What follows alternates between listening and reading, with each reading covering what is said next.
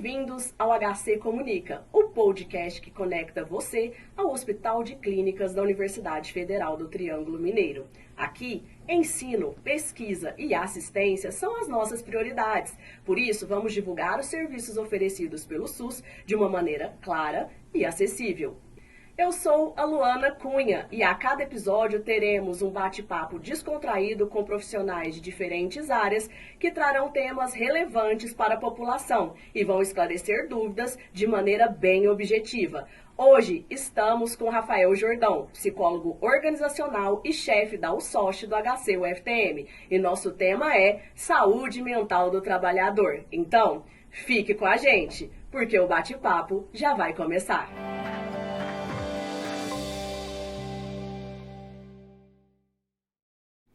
Rafael, bem-vindo. Para começar, eu gostaria que você falasse um pouquinho da sua trajetória profissional. Como que você escolheu ser psicólogo? Bom dia, boa tarde, não sei qual horário que o pessoal vai ver essa conversa. Eu escolhi psicologia muito porque eu sempre tive curiosidade no comportamento humano. O comportamento humano sempre me fascinou, eu gostava de entender como as pessoas agiam, por que elas agiam, e isso que me atraiu. Durante a faculdade, eu tive dois professores que me marcaram muito, foi o Nilo e a Luciene, e que eu acabei caindo para a área organizacional. Então, após formado, com 3 anos mais ou menos de formado, 2 anos de formado, eu entrei no concurso da EBSER, estou aqui há 10, 11 anos, e ao longo desse tempo fiz MBA, fiz mestrado em psicobiologia, sempre com foco em tomada de decisão, escolhas, como as pessoas se comportam nesse mundo. E essa foi minha trajetória. Hoje, atualmente, estou no SOST, na Saúde Ocupacional e Segurança do Trabalho. A gente tenta fazer um trabalho preventivo e auxiliar os trabalhadores desse hospital. Então, como vocês podem ver, o tema tem tudo a ver com a profissão e com o local onde ele está lotado. Então, para a gente começar, a gente vai falar um pouquinho do conceito de saúde mental. Explica um pouco para a gente, Rafael. Olha, o conceito de saúde mental, a OMS, antigamente, ela propunha que a saúde mental era um completo bem-estar, era um modelo até ideal do que era a saúde mental propriamente. Hoje em dia isso foi atualizado. Atualmente a OMS ela coloca que saúde mental é um estado de bem-estar, mas ela também coloca que as pessoas, não com essas palavras, mas que as pessoas têm uma percepção de alta eficácia, que o estresse do dia a dia ela consegue lidar com aquilo, que ela consegue se realizar na sociedade, se encaixar naquele local. Então, um conceito que antes era um conceito muito idealizado, ficou até um pouco mais realista, em que a pessoa consegue exercer a função dela na sociedade, conseguir executar tudo muito bem. Então, esse é um conceito que a OMS propõe de saúde global mesmo. Mas quando a gente pensa até no conceito de saúde, há um conceito específico que o Paulo Dalgal-Larrondo propõe sobre normalidade. Quando a gente pensa assim, fulano tem saúde mental, mas como que nós vamos definir essa saúde mental propriamente? Esse psiquiatra, ele propõe que existem critérios de normalidade para a gente considerar, será que isso é normal? Será que isso está saudável? Um dos critérios dele é o critério de normalidade estatística, o que quer dizer que a maioria das pessoas tem, isso seria considerado normal. Tá, se a gente pensar por esse lado, tá ok. Então, o que a maioria está sentindo, está existindo, é normal. Mas se você está num ambiente em que a maioria das pessoas são hipertensas, então, normal, a gente não precisa, então, de agir, nem fazer nada daquilo. Então, talvez este não seja um conceito ideal de normal. Existe o conceito ideal também, a normalidade como um ideal. É o completo bem-estar, aquela situação perfeita de tudo, mas ela esbarra na questão de muita subjetividade. O que é o ideal para você e o que é o ideal para mim? Também temos essa dificuldade. Existe o conceito de normalidade funcional. Normalidade funcional é, como a própria definição da OMS, ela coloca que uma pessoa está exercendo suas atividades na sociedade, está encaixada na sociedade, então está normal. Não necessariamente. Existem pessoas que a gente trabalha, convive, que tem problemas como, por exemplo, depressão, tem trabalhos e as pessoas vêm trabalhar. Estão sendo funcionais, mas não necessariamente, e às vezes estão com sofrimento interno. Tem como a ausência de doença, que é o clássico, né? Se a pessoa não está doente, está normal, está saudável. E também é um conceito muito pouco abrangente. E o equilíbrio como bem-estar mesmo, mas também encaixa naquela questão de subjetivo. O que é o bem-estar? O que está no seu equilíbrio? Então, a própria definição do OMS, ela tenta ser ampla, mas no fim, se você se encaixa bem, você está se sentindo bem naquele local, existe esse critério subjetivo. A OMS já coloca que o estresse faz parte, que vencer desafios ao dia a dia faz parte do conceito de saúde mental. E aí nós temos essas discussões de vamos definir exatamente, colocar numa caixinha? Não necessariamente. Pelo que eu entendi, tem várias nuances, né? Então, assim, não tem como ter uma definição só. Acredito que as necessidades do ser humano são diferentes. O que é bom para mim, às vezes não é bom para você e vice-versa. Mas como a gente está falando aqui do trabalhador e muito voltado agora para o HC-UFTM, você acredita que o ambiente de trabalho consiga interferir na saúde mental do trabalhador? Com toda certeza. Interfere, e o trabalho, ele nunca é neutro. Ele não tem como ser neutro. O trabalho, muitas vezes, vai ser algo positivo, pode ser um fator protetor para a pessoa, como pode ser um fator negativo, um fator de risco para a pessoa. Ela passa boa parte do dia aqui, isso até traga um dado, já que é do nosso hospital. A média hora de trabalho que a gente tem visto no nosso hospital gera em torno de 56 horas semana. O cargo que tem a maior carga horária são 40 horas. O que isso quer dizer indiretamente? Que as pessoas têm um segundo vínculo. O terceiro vínculo em casa, se for mulher, mãe, tem a terceira jornada, a quarta jornada. Isso é um fator, muitas vezes, de risco. Mas tem algumas nuances que daqui a pouco a gente até volta também.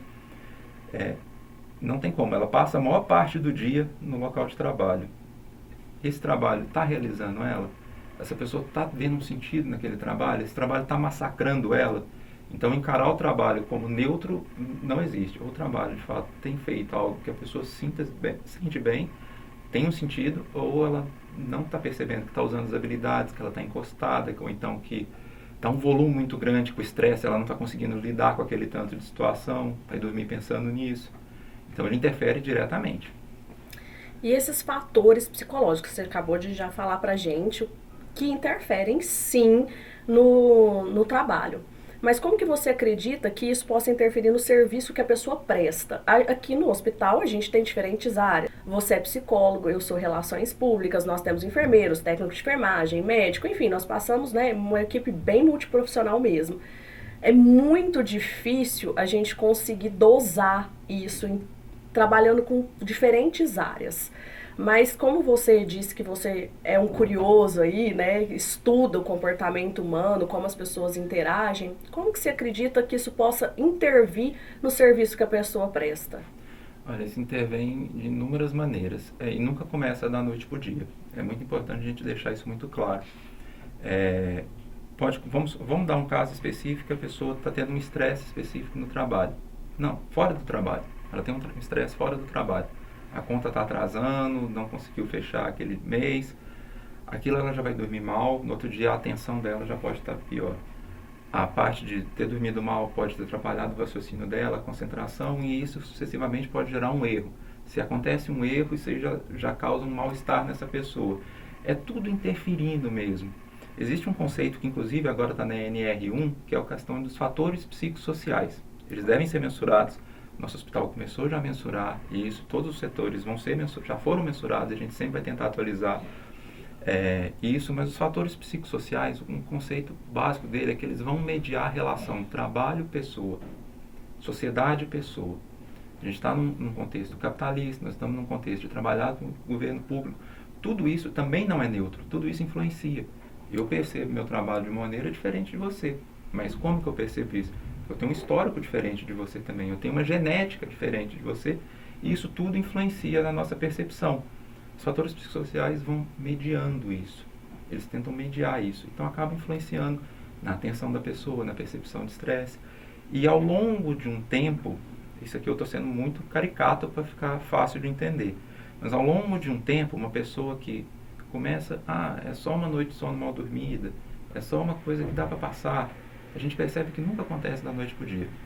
Ao longo de, às vezes, anos, chega um momento que a pessoa não dá conta mais. A pessoa afasta, a pessoa adoece, a pessoa não consegue lidar com aquilo mais.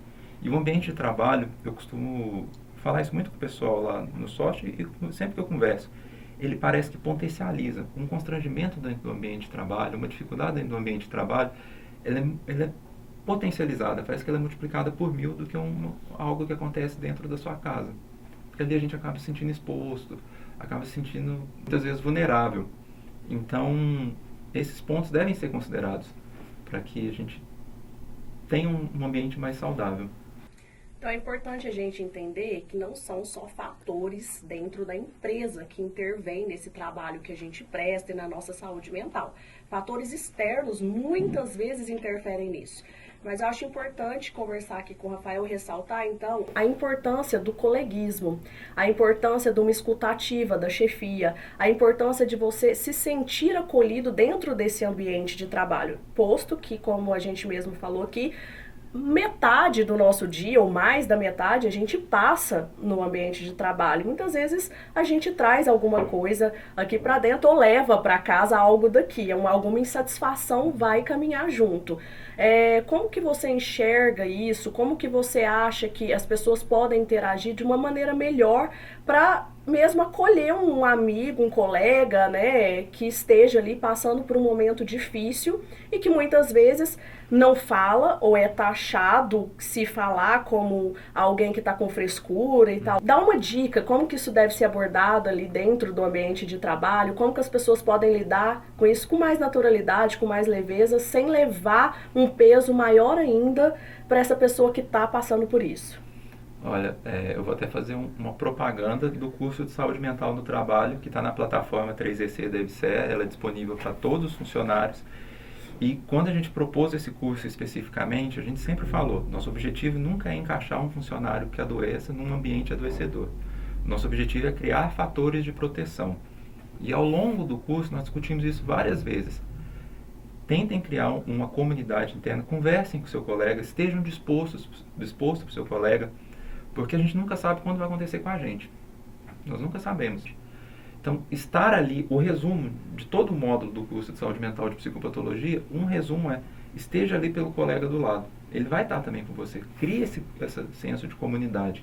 A gente tenta criar esse senso de comunidade, a gente está tentando fomentar isso por meio de, por exemplo, hobbies que as pessoas têm em comum. Você começa a ter interesses em comum, você começa a se aproximar das pessoas. Mas fique pela pessoa que o outro também acaba te apoiando. Se você começa a agredir muito o outro, é provável que você receba isso também. Então, tente apoiar essas pessoas com falas que não sejam violentas, falas que sejam de apoio mesmo, que costuma criar esse grupo. Perfeito. Acho que muitas vezes o problema é o capacitismo, né? A gente julga e a gente fala frases que às vezes pra gente é comum, mas pra realidade do outro não é. Mas além dessas questões psicológicas, né, que estão voltadas para essa parte psicológica, o que mais você acredita que interfere nessa saúde emocional? Olha, tudo influencia na saúde mental. Tudo. Hoje em dia, uma rotina comum de uma pessoa, ela vai para o serviço, ela trabalha, ela tem uma outra rotina, às vezes ela está estudando porque ela quer melhorar, às vezes ela tem um filho para cuidar, ela tem uma rotina muito apertada. O normal das pessoas hoje, o que se acostumou, foi ter uma rotina apertada. Uma das coisas que eu sou bastante contra, que eu sempre bato nisso na tecla, é a questão, se você vai usar uma rede social, use ela da forma mais prudente possível, porque ali todo mundo é feliz, ali todo mundo dá certo, ali todo mundo bate as metas, ali todo mundo faz tudo muito bem. E é um mundo falso. Então, quando a gente se compara nesse mundo, mesmo que a gente tenha acorde 5 horas da manhã, 4 horas da manhã, tem gente que pega ônibus para ir ao hospital nosso, a gente dá uma sorte da nossa cidade ter uma boa mobilidade comparado a um hospital de capital. Mas a pessoa acorda 4, 5 horas da manhã, ela só vai parar 11 horas da noite, mal vai dormir. E ainda a hora que ela tem um momento para distrair, ela começa a se comparar. Eu tenho que ter esse desempenho, eu tenho que ter essa meta. Essa pessoa está muito feliz, fulano estudou comigo, está viajando para a Europa. E começa a pensar isso, começa a fazer essas comparações, é muito ruim. É muito ruim, porque a pessoa já está fazendo o máximo. Ela parar e olhar, nossa, tudo que eu estou fazendo aqui nesse momento já não é bom, eu consigo entender, eu estou conseguindo ter um momento com meu filho, eu estou conseguindo trazer o dinheiro aqui para casa, a gente não está passando esse aperto, eu estou conseguindo fazer essas coisas, mas aí eu começo a cobrar mais, que isso é um conceito da nossa sociedade hoje em dia. O Byung-Chul Han, ele propõe isso na sociedade do desempenho, exatamente isso, que a gente vive por meta, a gente começa a se cobrar por isso. Hoje em dia não precisa mais de ser cobrado. Nós nos cobramos que a gente consiga executar esse desempenho espetacular. E muitas vezes isso vai ser adoecedor. Não à toa as pessoas estão adoecendo numa quantidade muito grande. Então a própria sociedade vem se desenhando com uma cobrança que não é o comum. É bom a gente ter o ócio, é bom a gente parar um momento e falar, calma, o que eu gosto de fazer? O que eu sou de verdade? O que eu gosto? Né? O primeiro módulo do curso de saúde mental é autoconhecimento e autocuidado. O que eu gosto? O que eu faço? O que eu estou fazendo que eu gosto? Ah, eu não gosto, eu gosto de ler. Uma particularidade minha, eu gosto de ler. Eu estou conseguindo ler? Tô, no final de semana. Pelo menos estou conseguindo ler. Às vezes eu vou ler e começar a ler em outro momento. Mas eu desenvolvo essas coisas que eu gosto. São pontos que eu acho que devem ser levados em consideração. Desempenho, desempenho, desempenho, desempenho, dinheiro, dinheiro, dinheiro, dinheiro. Não é sustentável. Não é sustentável. Eu acredito também que acaba que a gente se perde, né? Porque você fica tão codependente da vida do outro, de assistir o outro para saber o que você vai fazer com você, que você nem sabe qual é o seu papel mesmo na sociedade, né? Que você não sabe nem o que você quer de fato para sua vida. E dentro de todo esse contexto, como que você acha que a pessoa pode fazer para amenizar esses efeitos? Olha, deixa eu até olhar para a câmera para falar bem firme. Rede social é uma mentira. É muito importante você ter essa consciência. É uma mentira. O que está ali é falso, o que está ali foi programado, o que está ali busca likes. Muitas vezes aquilo não acontece. É muito importante a gente ter isso. A gente usa uma sugestão, abra o tempo de uso só para você ver o quanto tempo você está lá usando aquilo. Eu, particularmente, eu deleto as redes sociais na segunda, só vou reinstalar na sexta. Eu criei esse hábito, porque eu percebi que eu estava gastando um tempo absolutamente desnecessário que eu podia gastar lendo. Eu podia gastar brincando com meu menino, que eu podia estar fazendo alguma outra coisa que fosse de fato relevante do que me comparando. Que é o que acontece. Naturalmente essa comparação acontece. Então, assim, a gente não para. O dia inteiro a gente só querendo desempenho, a gente não para. Mas olha, como é que está o seu uso, sua relação com o celular? Como é que está sendo isso? Esse tipo de reflexão é muito importante, porque, de novo, é falso. É falso. Aquele post que você viu da moça acordando 4 horas da manhã, comendo um quadrado de chocolate para correr, é mentira, gente. É mentira, é simplesmente mentira. Aquilo é para ganhar like. Aquele corpo que você está vendo, boa parte deles são falsos, ou tem algum tipo de ajuda muito forte, e você se compara com ele. Aí você fica triste. Aí você, nossa, estou fazendo tudo certo, porque eu tracei a meta para executar aquilo, executei certinho, mas faltou um empenho final, que é o que você vai ser cobrado. Mas não é isso, não faltou um empenho final, é porque é mentira, é simples, é mentira. Então, eu acho que isso tem sido um fator muito forte de ruindade mesmo para as pessoas, que a gente tem que olhar com atenção. Estou falando que a rede social é a pior coisa do mundo? Não, mas usar com critério, porque muitas vezes a gente faz o consumo acrítico das coisas. A gente consome sem criticar o que a gente está fazendo, porque o volume é muito grande.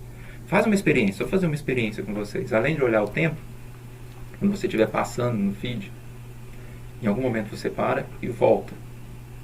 Volta. Você vê o quanto de coisa que você passou e nem parou para prestar atenção. Você foi consumindo aquilo. Você foi consumindo aquilo. A atenção é o recurso mais escasso que existe. E a gente está doando muito fácil para os outros. A gente tem aí a teoria que 30% só do que a gente aprende no dia a gente absorve, né? A gente não consegue absorver. O que você está absorvendo? O que de fato está entrando aí na sua mente? Muitas vezes a gente acaba absorvendo só o de ruim. Eu acho que o ser humano ele tem uma tendência a acabar pegando o que é negativo, o que é difícil, né? O pessimismo. E aí a rede social, igual você falou, traz todos esses critérios, porque você está o tempo todo lidando com pessoas perfeitas e vidas perfeitas demais. Então você se pergunta, poxa, por que a minha não é assim? Né? E essa venda de produtos desenfreada também, de propagandas de coisas que fazem milagres que você muitas vezes não consegue obter. Então a dica do Rafael é muito importante. Agora eu vou voltar um pouquinho para os profissionais da área de saúde. Você acredita, estatisticamente falando agora, que profissionais de saúde têm mais tendência a ter um risco de adoecimento psicológico? O profissional de saúde está muito exposto, muito por conta desse, que não é só a parte física que tem o trabalho, tem um dispêndio emocional da pessoa para conseguir fazer aquele trabalho. Não à toa, hoje em dia é muito difícil a mão de obra em países em que paga-se equivalente a que as pessoas vão trabalhar na área da saúde. É um trabalho desgastante de fato. Os afastamentos propriamente por CDF em geral, nós seguimos muito a estatística mundial, tá? A média de 15%, no nosso hospital um pouco menos, tá? Mas o CDF é um afastamento que é muito comum em empresas, mas na área da saúde, o nosso em específico, o nosso hospital específico é um pouco menos. Mas é uma profissão em que, de fato, tem um desgaste absurdo, emocional mesmo, de lidar com aquilo, de que a pessoa ainda é ensinada que o perfil profissional ela não pode se emocionar com aquilo, que também é uma mentira, que a pessoa vai de fato emocionar, vai se envolver eventualmente com algumas pessoas, e isso faz parte de ser humano. É como você lida com aquilo que é o ponto chave, mas ela vai se emocionar. Ela negar uma emoção que ela está sentindo naquele momento é muito pior do que ela tentar identificar o que está acontecendo com ela.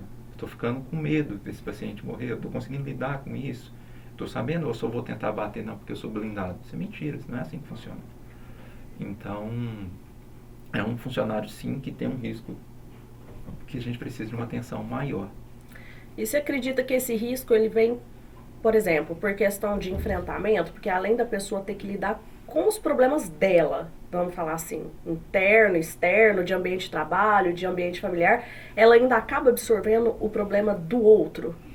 É uma mistura de tudo. É difícil falar que é por absorver o problema do outro. Mas é o contexto que essa pessoa vê, é o contexto que ela vive, é o contexto desse trabalho, do segundo trabalho que provavelmente tem.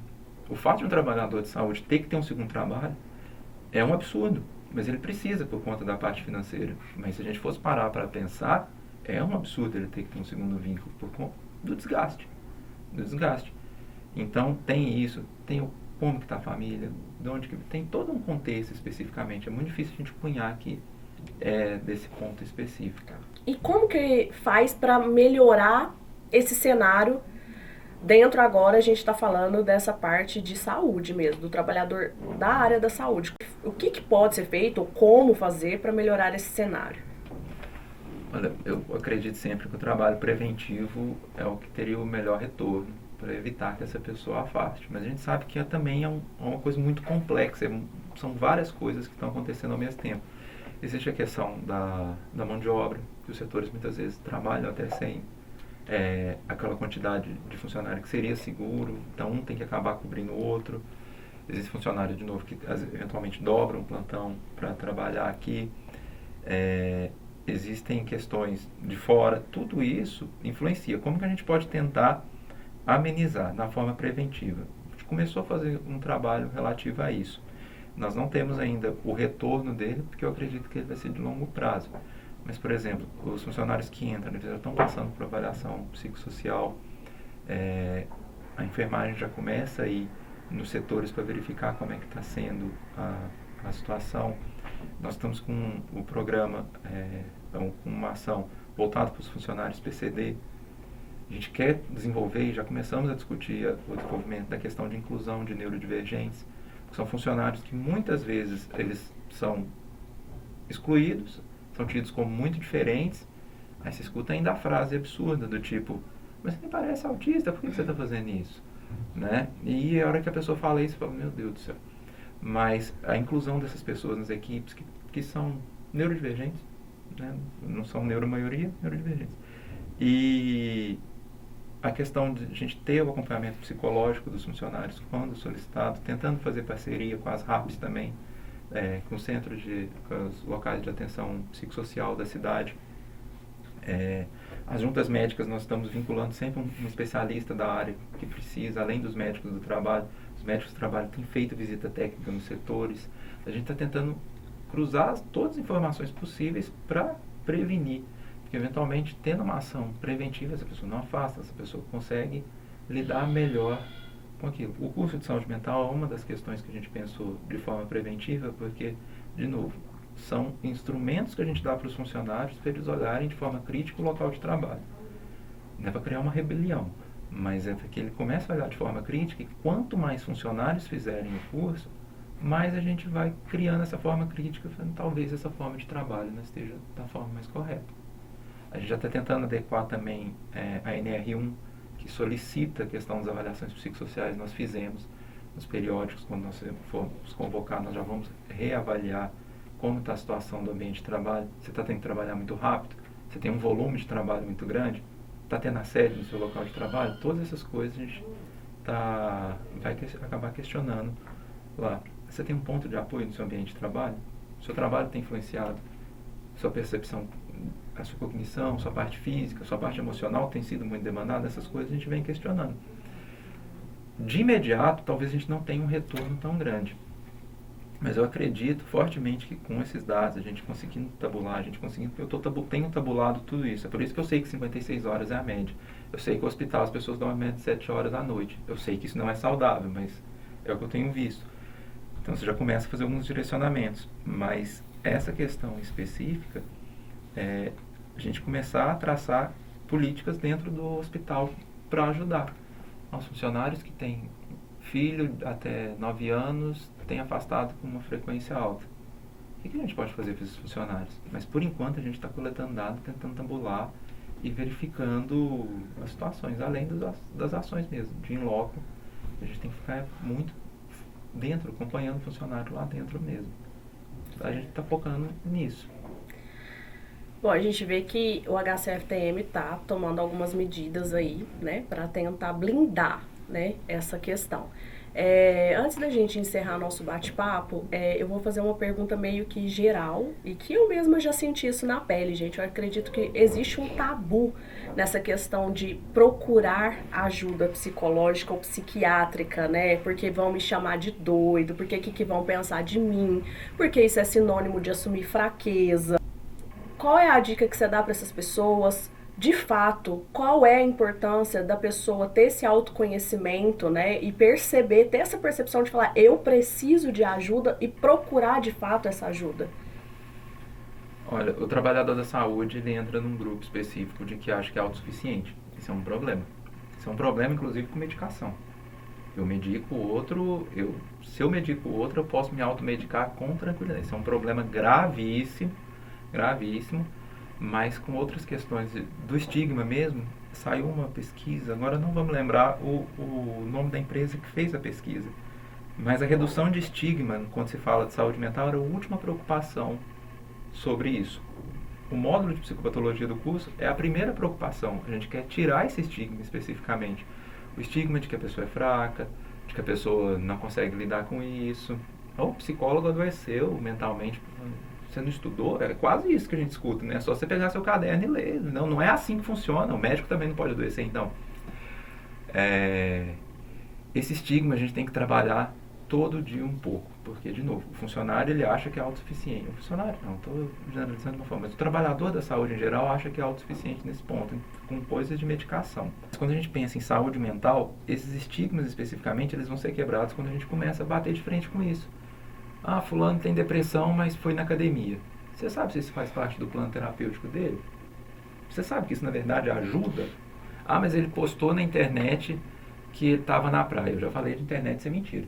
Mas, e aí? Você sabe que ele precisava de sair um pouco? Você sabe o que está acontecendo ali especificamente? Não sabe o que está acontecendo. O funcionário tem um transtorno de personalidade. Nossa, essa pessoa é doida. Não é assim. Então a gente tem que trabalhar isso quebrando os estigmas. Porque quebrando esses estigmas, nós conseguimos fazer com que as pessoas tenham um conhecimento melhor e falar assim, não, talvez eu precise de ajuda.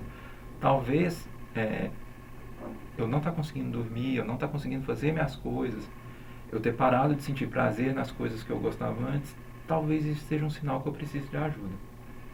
Então, isso tem que ser discutido, isso tem que ser um trabalho de, como que eu posso falar, de promoção mesmo, de conseguir divulgar isso para os funcionários, para que eles comecem a ter esse olhar crítico mesmo.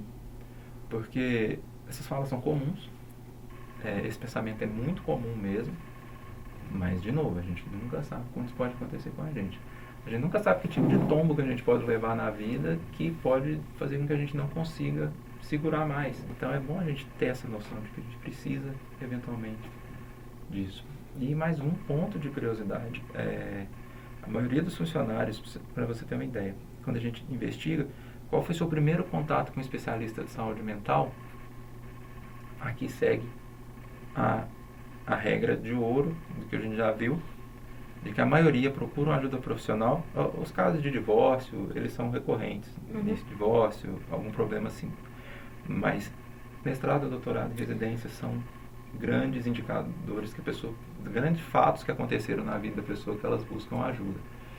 E o buscar ajuda muito envolve também que a depressão, por exemplo, o Le Corbusier tem um estudo em que ele indica que a depressão é subnotificada. Se ela é subnotificada, ela não é tratada, a pessoa sofre em silêncio.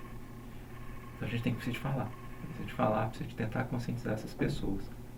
Para daqui a uns dias o pessoal falar, todo mundo tem depressão, não tem problema, nós estamos conscientizando, nós vamos fazer tudo da forma mais segura possível para trazer informações para os funcionários para que eles consigam se tratar. Isso acontece muito na psicologia, né? A gente fala muito sobre um tema e começa a falar, então agora todo mundo tem. Não, não é assim, mas que bom que está todo mundo se questionando, seja um avanço. Você pontuou algumas coisas que o HC, o FTM tem feito, né? Mas eu queria que, para a gente encerrar, primeiro você falasse, o funcionário que trabalha aqui, que precisa de ajuda, ele tem onde procurar? Qual é o caminho que ele vai seguir? Olha, o funcionário, em geral, quando ele chega para a gente em questões de saúde mental, ou o gestor, algum colega de trabalho percebeu que estava com alguma questão e chega para a gente, fala, procura o enfermeiro do trabalho, procura alguém do setor que tenha mais afinidade e acaba falando, a gente pergunta se essa pessoa quer ser abordada, se ela se sente à vontade de ir lá, e em geral esse caminho acontece. Já teve caso da pessoa chegar no sócio, eu preciso de atendimento. Então calma que nós vamos organizar aqui para que isso aconteça.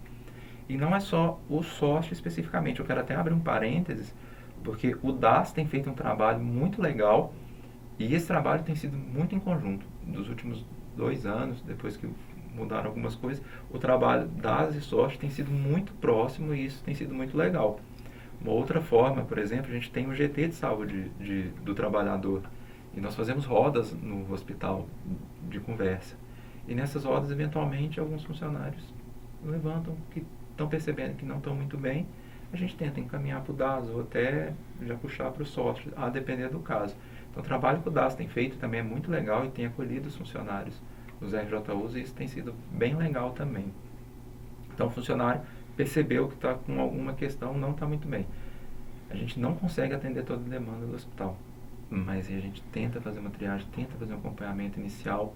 Tem o projeto Acolhe que vai começar agora também, que o psicólogo da DIV-GP especificamente, ele faz atendimentos, ele fica disponível para atendimentos dos funcionários 25 horas mês, se eu não me engano, não, 37 horas, porque aqui tem mais de 1.000.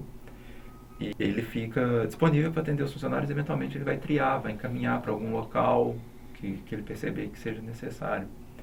Então, dentre as ações, tem a questão desse GT de saúde do trabalhador, tem as avaliações psicossociais que nós estamos fazendo, e a ideia é encaixar elas nos periódicos também. Os periódicos vão mudar os exames também. O novo PCMSO, que é o Programa de Controle Médico de Saúde Ocupacional, ele abrange mais exames agora. O curso de saúde mental, as juntas com profissionais especializados, a visita em loco da enfermagem, quando é enfermeiro ou técnico de enfermagem, a visita da psicologia organizacional no setor para ver se está caminhando, a visita dos PCDs também para a gente ver como é que está sendo respeitado ou não. Todas essas coisas estão sendo feitas. São algumas das coisas que a gente tem feito, porque a ideia de fato é prevenção. Você comentou as ações aí pontuais. Eu achei bem interessante que você disse que os médicos do trabalho estão indo em loco. Explica um pouquinho pra gente quando que esse projeto começou e como que está sendo feito essa visita. A visita técnica foi instituída pelos 2 médicos do trabalho que atualmente estão lá, o Dr. Gerson e o Dr. Marcelo. Eles fazem a visita no hospital, tem um dia fixo, mas se precisar de mudar, eles mudam esse dia específico. E a visita técnica tem como ideia verificar as condições de trabalho, se está sendo respeitada algum tipo de restrição, como que essa pessoa está no local de trabalho mesmo, porque eventualmente de ver se o trabalho está adequado ao que se pensa que está lá no SOT. Então todos esses pontos são levados em consideração. Eventualmente sempre essas visitas geram um relatório, a gente caminha para o gestor e elas são provocadas muitas vezes ou pelo próprio funcionário, ou pelo próprio gestor, ou por nós mesmos, que a gente fala, talvez a gente precise fazer uma visita técnica no setor X, porque eu desconfio que determinada situação de trabalho não está adequada. Então isso tem acontecido também e tem dado um retorno bem legal. Certo. O HCFTM está tendo muita iniciativa em prol do trabalhador aí. É lógico que não tem como, gente, vulgarmente aí falando, né, metaforicamente, abraçar o mundo.